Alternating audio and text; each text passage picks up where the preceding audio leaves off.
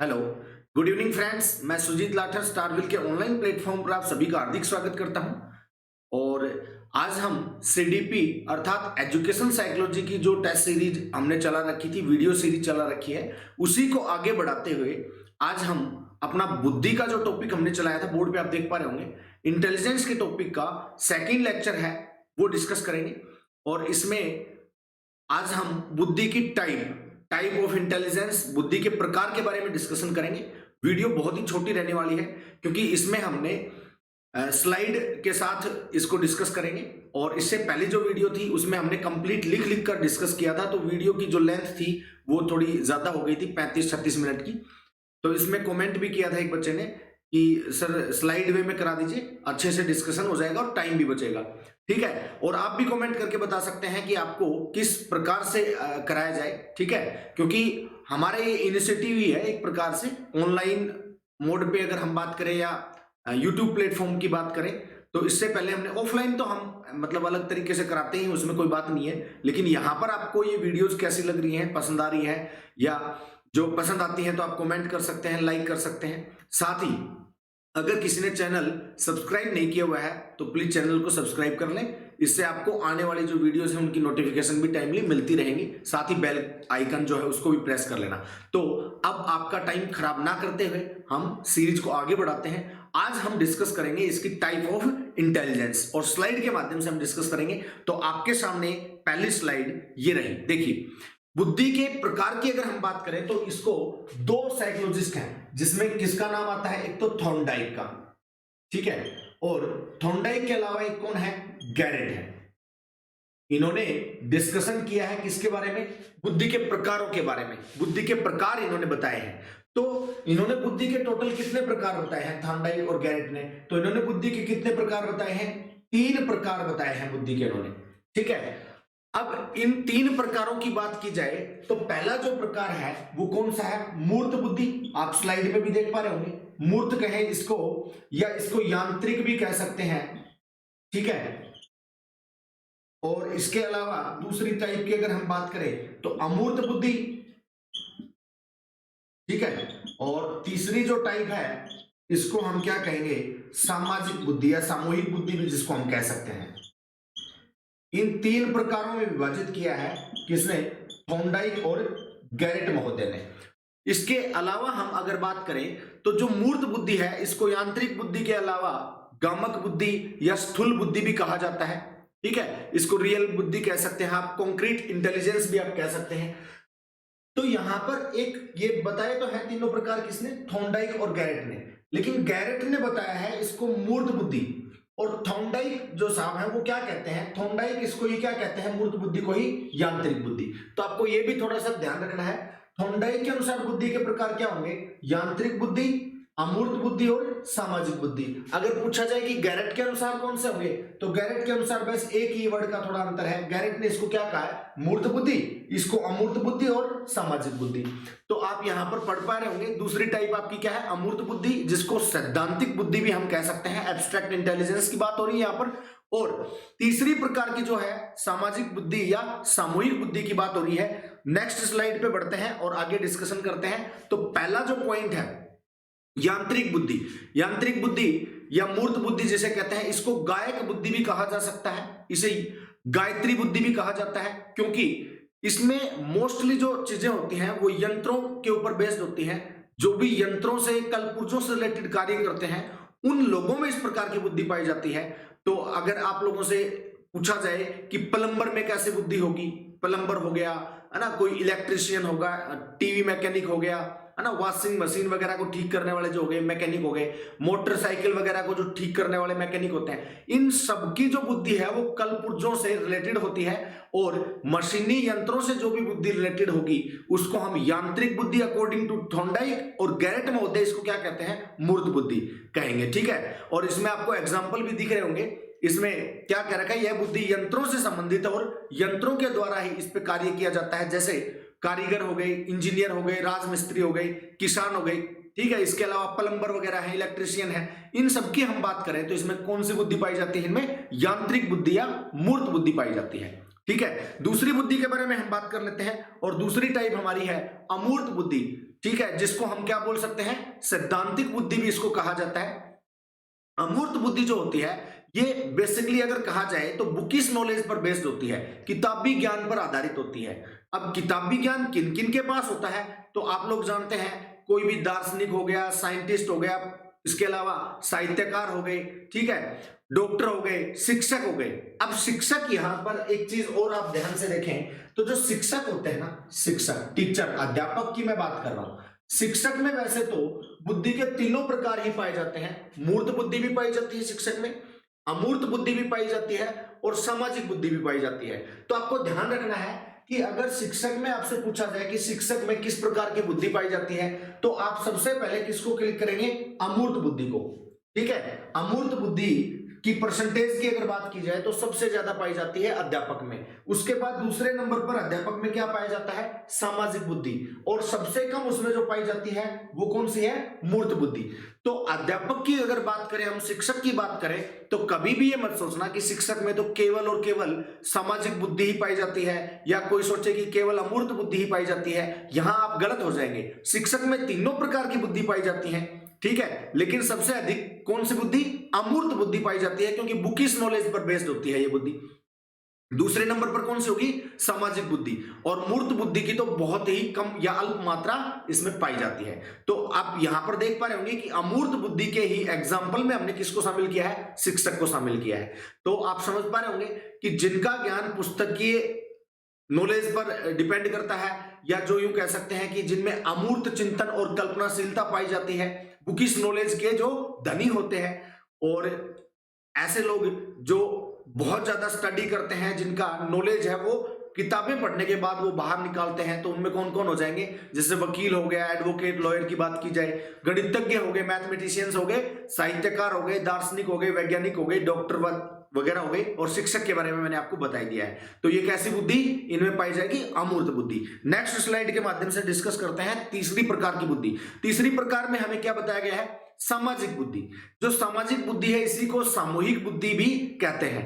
अब नाम से ही पता चल रहा है कि सामाजिक, सोशल जो इंटेलिजेंस की अगर बात की जाए तो ये किन लोगों में पाई जाएगी, इस बुद्धि का संबंध किससे होता है, सामाजिक अनुकूलनशीलता से, या समाज स्वीकार्य नियमों को जो स्वीकार करते हैं, समाज में जो बहुत ही प्रतिष्ठित होते हैं, समाज सेवी हो गए, मंत्री हो गए, नेता हो गए, ठीक है, इसके अलावा जो व्यापारी हैं, दुकानदार हैं, इनका काम भी क्या है, पब्लिक डीलिंग का है, लोगों को डील करते हैं, इसलिए इनमें किस प्रकार की बुद्धि पाई जाती है, सामाजिक बुद्धि या सामूहिक बुद्धि की अधिकता होती है।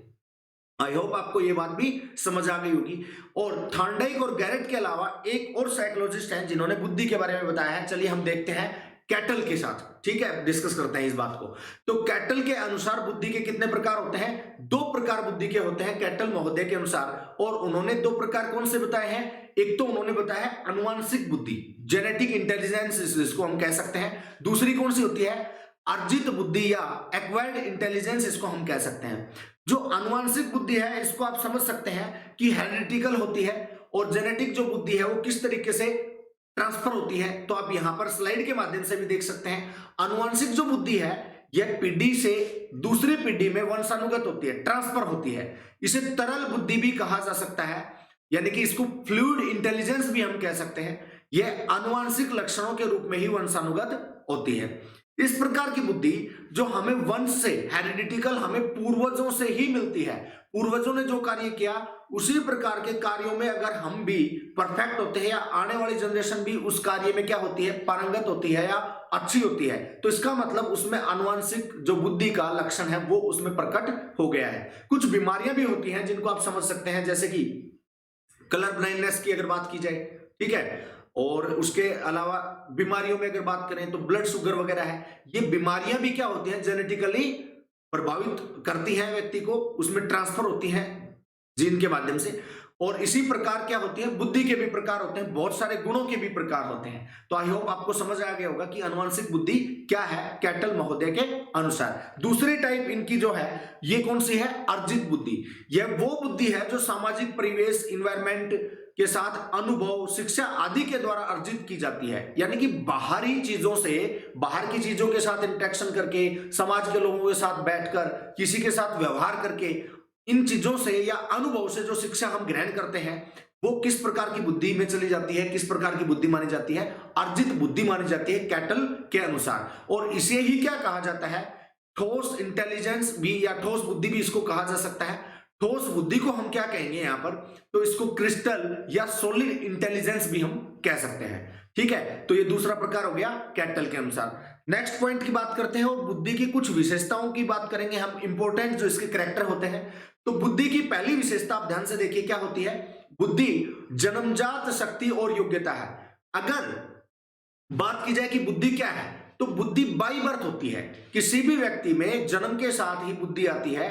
अगर किसी व्यक्ति का जन्म होने के बाद उसमें बुद्धि की कमी है तो उसको इंप्रूव तो किया जा सकता है, बुद्धि में बदलाव करना तो संभव है, लेकिन बुद्धि को बदला नहीं जा सकता। मैं क्या कहना चाह रहा हूं यहां पर समझिए कि अगर कोई व्यक्ति मूर्ख पैदा हुआ है तो आप उसको औसत नहीं बना सकते।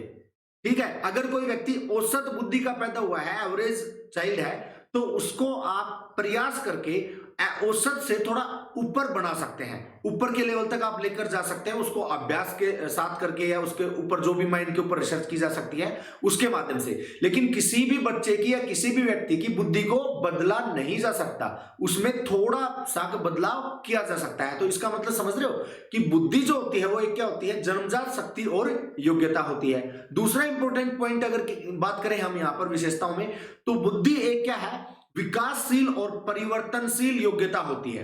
बुद्धि जो है वो लगातार आपको क्या करती है, विकास की ओर बढ़ाती है। ग्रोथ उसकी जो है वो लगातार बढ़ती रहती है। वर्टिकल होती है या हॉरिजॉन्टल होती है, लंबवत होती है या इसको हम कह सकते हैं समतल होती है। इस बारे में भी हम बात करेंगे आगे जब हम लेक्चर में बढ़ेंगे।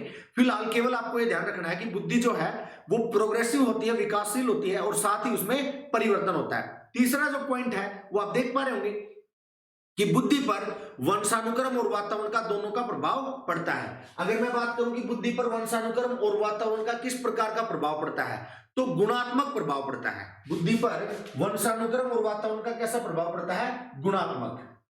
अगर वंशानुक्रम की बात की जाए और वातावरण की बात की जाए, तो बुद्धि पर वंशानुक्रम और वातावरण का ऐसा प्रभाव पड़ता है, गुणात्मक प्रभाव पड़ता है। बुद्धि पर ही क्यों, अगर व्यक्तित्व की भी बात की जाए तो व्यक्तित्व पर भी वंशानुक्रम और वातावरण का कैसा प्रभाव पड़ता है, गुणात्मक प्रभाव पड़ता है। ठीक है, नेक्स्ट पॉइंट पर हम आते हैं, बुद्धि पर लिंग भेद का कोई प्रभाव नहीं पड़ता। फोर्थ पॉइंट जो है ये क्या कह रहा है कि बुद्धि पर किसका, जेंडर का कोई इफेक्ट नहीं पड़ता है। बिल्कुल सही बात है, आप लोग जानते हैं इस चीज को। हम कभी भी ये नहीं कह सकते कि एक लड़का जो है वो कम बुद्धिमान होगा और लड़की अधिक बुद्धिमान होगी, या ये भी नहीं कहा जा सकता कि एक लड़का है तो अधिक बुद्धिमान होगा और लड़की है तो कम बुद्धिमान होगी। लड़की भी बहुत अधिक बुद्धिमान हो सकती है और लड़का भी बहुत अधिक बुद्धिमान हो सकता है। इसका मतलब ये हुआ कि बुद्धि के ऊपर लिंग भेद का या जेंडर का कोई इफेक्ट नहीं पड़ता है। आई होप आपको ये पॉइंट भी समझ आ गया होगा। नेक्स्ट पॉइंट की बात करते हैं, बुद्धि पर आयु और परिस्थितियों के अनुसार बदलाव आता है, या बुद्धि में आयु और परिस्थितियों के अनुसार क्या होता है, चेंजमेंट आता रहता है। ये क्या हो गया चेंजमेंट, जैसे ही आपकी आयु बढ़ती है तो आपकी जो बुद्धि की मैच्योरिटी है वो भी तो बढ़ेगी। अनुभव के आधार से जो हमने सीखा है उस आधार पर हमारी बुद्धि पर प्रभाव देखने को मिलेगा आयु के अनुसार और परिस्थितियों के अकॉर्डिंग। अगर आप किसी सिचुएशन में है, किसी सिचुएशन की अगर बात की जाए, मान लीजिए आपके सामने कोई प्रॉब्लमेटिक चीजें हैं, कोई समस्या है आपके सामने, तो उस टाइम पर जो आपकी बुद्धि है उसमें जो चीजें होंगी, उस टाइम पर जो बुद्धि सोच रही होगी वो एक अलग सिचुएशन होगी। और जब आपके सामने कोई प्रॉब्लम ही नहीं होगी तो बुद्धि भी तो तनाव नहीं लेगी। इसका मतलब क्या हुआ कि बुद्धि पर आयु और परिस्थितियों का भी क्या होता है, बदलाव आता है, इनका भी प्रभाव पड़ता है। नेक्स्ट पॉइंट की बात करते हैं। नेक्स्ट पॉइंट देखिए, नेक्स्ट 6th पॉइंट क्या हो जाएगा, बुद्धि में लंबवत और क्षैतिज दोनों प्रकार का विकास होता है। जिस पॉइंट के बारे में मैं बात कर रहा था, देखिए बुद्धि में लंबवत और क्षैतिज का क्या मतलब हो गया। अगर बात की जाए बहुत सारे मनोवैज्ञानिकों के अनुसार क्या होता है, बुद्धि में 18 वर्ष की आयु तक तो वर्टिकल क्या होती है, इसमें ग्रोथ होती है, वृद्धि होती है, इसको हम कहते हैं लंबवत। ठीक है, और 18 वर्ष के बाद बुद्धि में क्या होती है, समतल या हॉरिजॉन्टल ग्रोथ होती है, जिसमें केवल अनुभव है, स्किल्स है, स्किल का मतलब हो गया कौशल है, इन चीजों में ही बढ़ोतरी होती है। वर्टिकल ग्रोथ नहीं होती, ठीक है। तो हम इसको क्या कह सकते हैं कि बुद्धि में लंबवत और क्षैतिज दोनों प्रकार का क्या होता है, विकास होता है। इसको लंबवत कहते हैं, इसी को क्षैतिज कहते हैं। इसको क्या कहेंगे हम, क्षैतिज कह सकते हैं, समतल कह सकते हैं, हॉरिजॉन्टल कह सकते हैं। और इसकी अगर बात की जाए तो इसको हम क्या कह सकते हैं, लंबवत कह सकते हैं या वर्टिकल आप इसको कह सकते हैं, ठीक है। नेक्स्ट पॉइंट है, बुद्धि इकाई ना होकर इकाइयों का समूह है। इसका मतलब हुआ कि बुद्धि जो है वो केवल कोई एक यूनिट नहीं है, कि हमारी जो बुद्धि है वो केवल एक यूनिट है और वही यूनिट पूरा का पूरा सब कुछ सिस्टम को संभाल रही है, एडजस्टमेंट कर रही है, ऐसा नहीं है। बुद्धि में एक यूनिट ना होकर अनेकों इकाइयां हैं। तो जैसे मान लीजिए अगर किसी में संगीत की बुद्धि है, संगीत की अधिकता है, या संगीत से जिसका जुड़ाव फील होता है जिसको, और किसी में मान लीजिए मैथ सोल्व करने में संख्यात्मक एबिलिटी उसमें अगर अधिक है, या किसी में भाषिक बुद्धि अधिक है, तो ये जो है ये बुद्धि की अनेक इकाइयां हैं। इनको हम क्या कह सकते हैं, बुद्धि की बहुत सारी यूनिट होती हैं। नेक्स्ट पॉइंट देखिए, उचित प्रकार से उत्तर देना, तर्क करना मतलब रीजनिंग करना, तर्क वितर्क का मतलब क्या हो गया, रीजनिंग करना, चिंतन करना, इमेजिनेशन करना आदि जो योग्यताएं हैं उनको भी क्या कहा जा सकता है, बुद्धि है। इसका मतलब क्या हो गया, जो व्यक्ति तर्क वितर्क कर सकता है, जो व्यक्ति रीजनिंग कर सकता है, जो व्यक्ति इमेजिनेशन कल्पना कर सकता है, जो व्यक्ति थिंकिंग कर सकता है, चिंतन कर सकता है, अर्थात उस व्यक्ति में बुद्धि की योग्यता निश्चित रूप से है। नेक्स्ट पॉइंट क्या है, सीखने की योग्यता ही बुद्धि है। अगर किसी व्यक्ति में बुद्धि का अभाव है तो वो ठीक से सीख ही नहीं पाएगा। इसका मतलब क्या हुआ कि अगर किसी व्यक्ति में बुद्धि है तो वो सीख सकता है, और अगर उसमें बुद्धि का अभाव है तो वो सीख नहीं सकता। नेक्स्ट पॉइंट क्या है, प्रत्येक वातावरण में समायोजन स्थापित करने की योग्यता भी क्या है, बुद्धि है। किसी भी प्रकार के इन्वायरमेंट में अगर कोई व्यक्ति क्या कर लेता है, अपने आप को एडजस्ट कर लेता है, तो उसमें निश्चित रूप से बुद्धि है। क्योंकि एडजस्टमेंट का जो पॉइंट है वो हमें शारीरिक रूप से चाहे एडजस्टमेंट करना पड़े, चाहे मानसिक रूप से, उसमें बुद्धि की, इंटेलिजेंस का तो रोल होता ही है। फॉर एग्जांपल मान लीजिए कि आप बाइक पर चल रहे हैं, ठीक है, और बाइक पर 2 ही सवारी अलाउड है। आप किसी नियर बाई सिटी में गए और वहां पर आपका कोई एक अजीज मित्र मिल गया और उसने बोला कि भाई मुझे भी घर लेके चलो।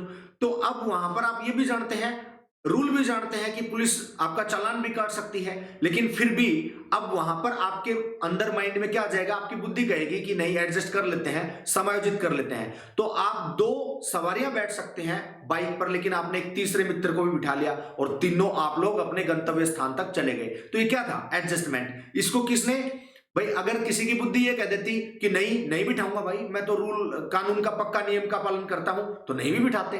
तो बुद्धि इस प्रकार की अनेकों सिचुएशंस होती हैं, अनेकों चीजें होती हैं जिनको बुद्धि के माध्यम से क्या किया जा सकता है, सामंजस्य या तालमेल किया जा सकता है, समायोजित किया जा सकता है। तो ये बुद्धि की एक बहुत बड़ी विशेषता है। ये हमने लगभग 10 के करीब बुद्धि की विशेषताओं के बारे में बात की थी, जो इसके इंपॉर्टेंट कैरेक्टर थे। तो आज की क्लास में इतना ही। आई होप आपको ये क्लास पसंद आई होगी। पसंद आई है तो प्लीज इसको लाइक जरूर कीजिएगा, कमेंट कर सकते हैं आप लोग, ठीक है। मिलते हैं एक नेक्स्ट सेशन में और इसी प्रकार से हम डिस्कशन करेंगे। तो प्लीज हमें सपोर्ट आप लोगों का चाहिए और वो बनाए रखिएगा, ठीक है। गुड नाइट, आज के लिए इतना ही। मिलते हैं नेक्स्ट सेशन में। Thank you.